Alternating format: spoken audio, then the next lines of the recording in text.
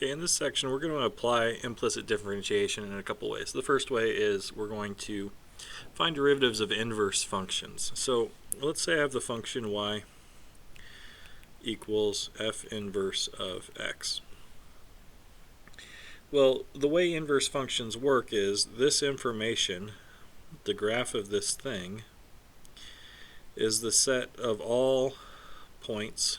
This is the set of points y comma x where f of y equals x, right? Okay, so if I have the graph of this and I am trying to find dy dx, I have an expression in x and y here that I could use implicit differentiation on and find y prime. You can find y prime in this expression using implicit differentiation. Okay, so for example, let's say I have the natural log of x is equal to y, right?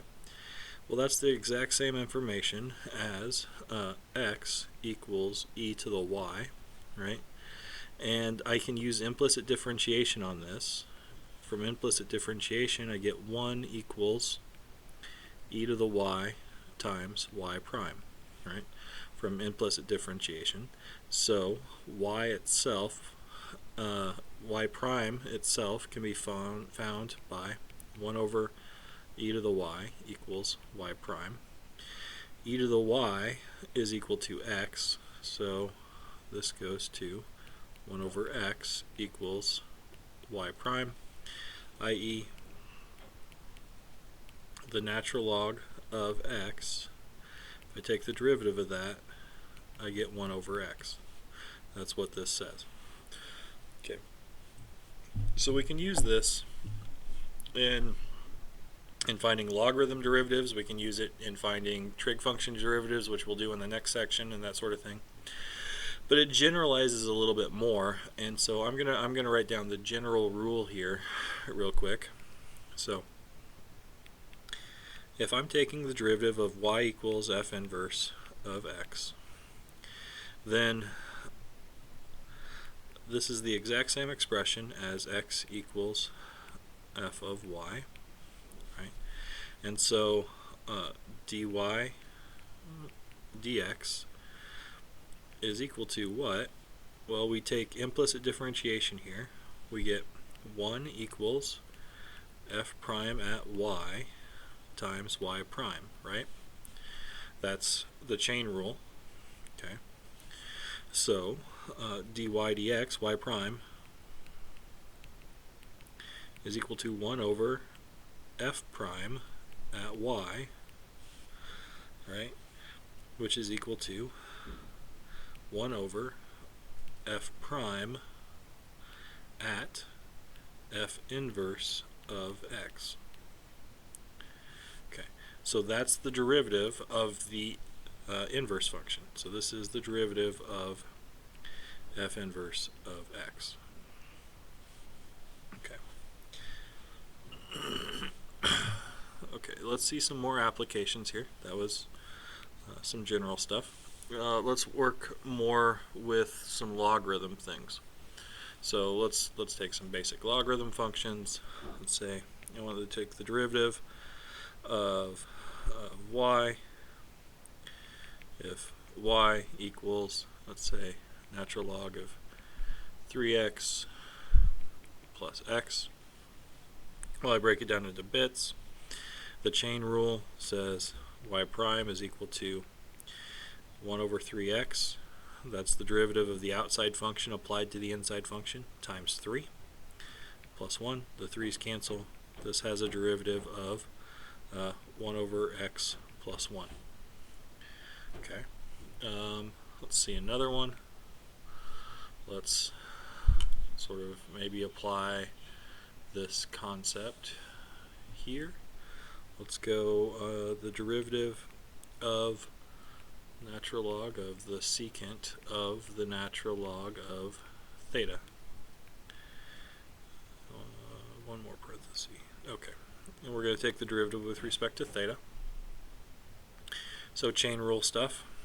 The outsidemost function we write down first, and the derivative of the natural log is 1 over the inside stuff, so this is going to be 1 over the secant of the natural log of theta times the derivative of the inside stuff. The derivative of the secant is the secant times the tangent, so this is going to be times the secant of the natural log of theta times the tangent of the natural log of theta.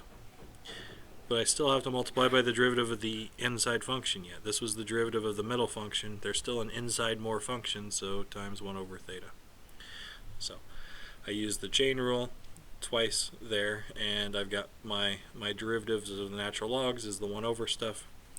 That comes out fine now.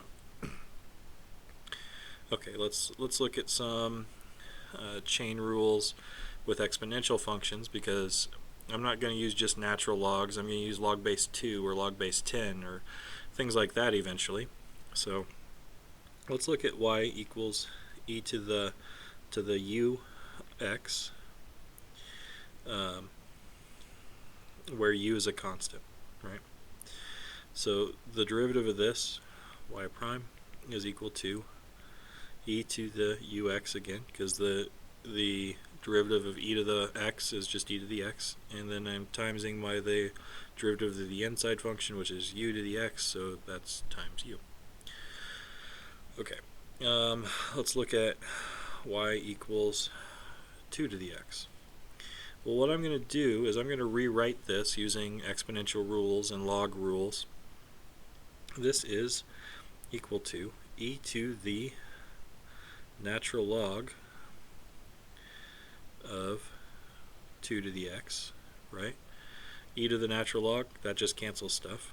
Okay, so this is e to the natural log of 2 to the x, which is equal to e to the x natural log of 2 by our log rules. And so this is a constant. I just did this up here, so the derivative of this, y prime, is equal to e to the x ln of 2 times the natural log of 2, which, well, we had developed this, so this was exactly equal to 2 to the x. This is 2 to the x times the natural log of 2. Right. The same thing works for any a value.